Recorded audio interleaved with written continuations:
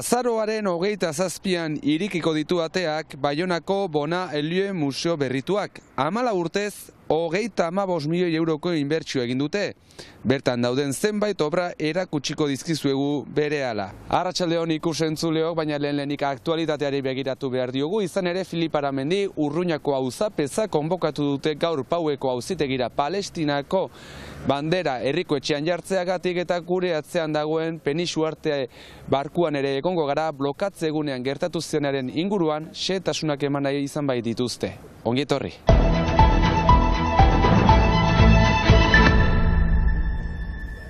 Paueko auzitegi administratiboan deklaratu behar izan du gaur Filip Aramendi Urruñako auzapezak Palestinako bandera kentezan eskatu dio gobernu ordezkariak. Astelen atxaldian suprefetak deitu ninduen galdatuz behar bandera hori kentzea, erganez gaur justizian emanak izan ziren erabaki guziak debekatzen zutela zenta olako bandera bat emaitea printzipio hori onkitzen zuelakot. Funtzio publikoaren neutraltasun printzipioa aurratzen dela horixe da prefetak argudiatzen duena.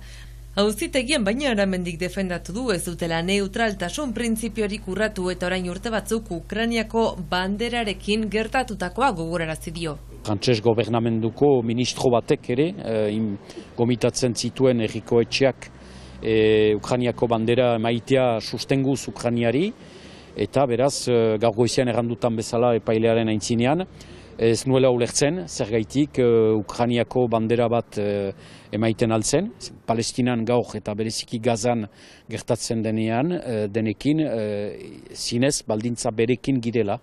Orduan ez nuela ulertzen, nola Ukrainiako bandera emaiten alko zen eta ez Palestinakoa.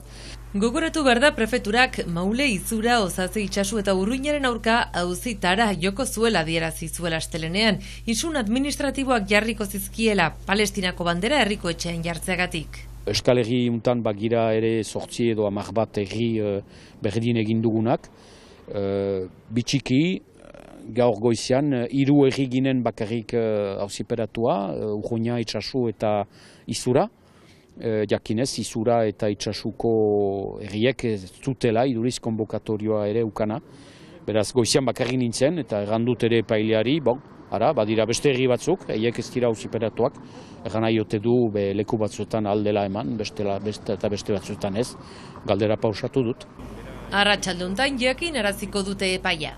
Bere erabakia respetatuko dugu, ikusiko dugu zer izango den, kendu behar balimada kenduko dugu, bestenaz atxikiko dugu, guk erabakiak ginuen bezala, aste bat, nahi baita, aste hau, erabaki ginuen aste hau emaitea eta gero helduten astean kentzea.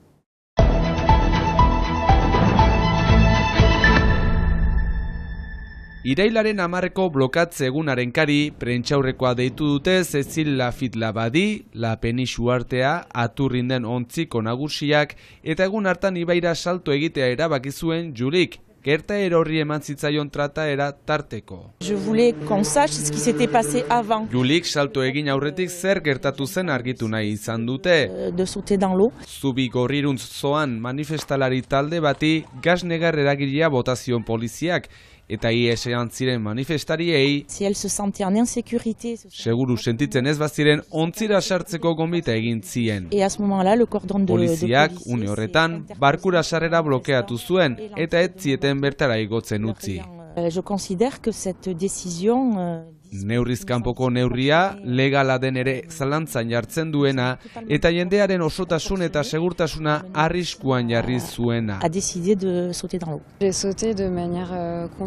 Julik guztiz autu gogoetatua izan zela dio. Ohituta dagoela ibaian igeri egitea eta korronteak begiratu eta barkura igotzeko debekuaren aurrean poliziaz inguratuta baino uretan seguruago sentitzen zela. Jarraian polizia batek uretara saltu egin zuen bere bila joan eta poliziak hartatzeari uko egin zion Julik, soilik suhiltzaien esku jarriko zela esan zien. Gertaera honegatik uretara saltu egin zuen poliziari adorearen brontzezko domina eman zion prefetak. Gertaeraren protagonistak mingarria dela dio, bere hitzetan egun hartan erasotzaile izan zirenak eroi bihurtu dituelako, eta prentsak hauen irudia zuritzen lagundu duela salatu du.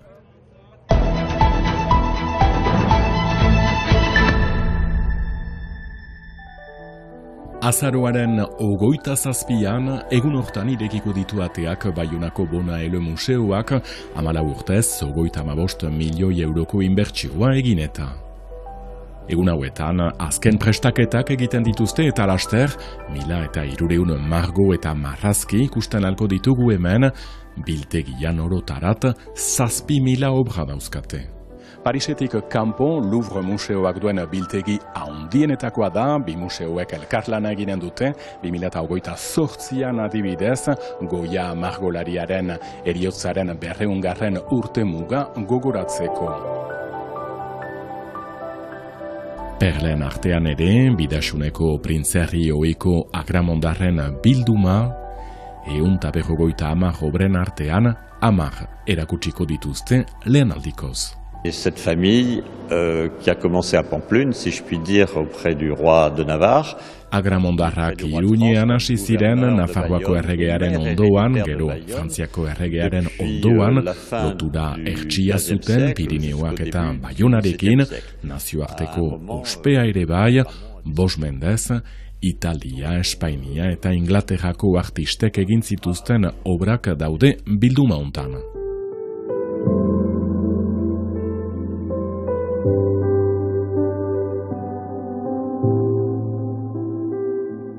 Euskal Herriko bizikulturala aldatuko duen museoan sorpresak beti, sartzearen ondoan agertu den aspaldiko mosaiko hau berritzen dute, emaitza ikusgai arran bezala azaro bukaeran.